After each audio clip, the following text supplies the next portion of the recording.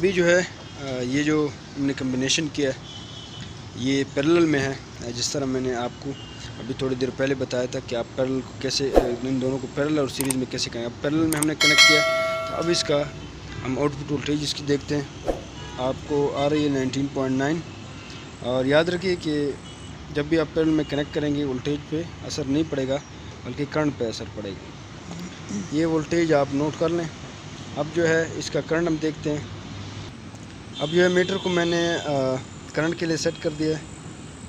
इसको maximum current पे रख लिया डीसी पे, और ये जो है ये भी 10 एम्पेयर मैक्सिमम पे प्रोब को भी मैंने सेट कर दिया है। अब इसको कनेक्ट करते हैं।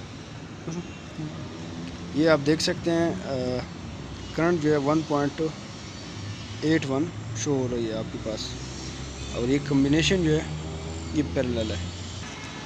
अब जो है इन दोनों को सीरीज़ में कनेक्ट कर लेते हैं तो फिर आप देखें कि उसका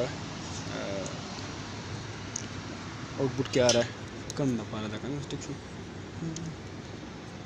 क्योंकि ऑलरेडी मीटर जो है वो करंट पे हमने सेट किया है। तो सबसे पहले हम इसका ओपन सर्किट करंट फाइंड कर लेते हैं, और कम्बिनेशन जो है वो सीरीज़ में है। अब जो है कनेक्शन हो गया है और करंट आप देख सकते हैं। करंट जो है आपके पास आ रही है 0.9 एम्पेयर। ठीक है, अब जो है वोल्टेज के लिए इसको सेट कर लेते हैं। वोल्टेज के लिए मीटर में सेट कर देता हूँ, और उसके बाद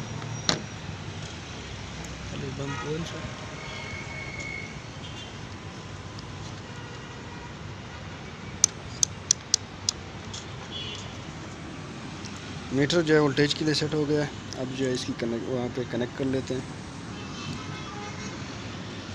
इसकी वोल्टेज आप देख सकते हैं 39.4 पर पहुंच गई। यानी जब भी आप सीरीज़ में कनेक्ट करेंगे तो करंट सेम रहेगी और वोल्टेज जो है वो चेंज होगी, क्योंकि दोनों सीरीज़ में लगे हैं। दोनों की वोल्टेज जो है वो ऐड हो गई है।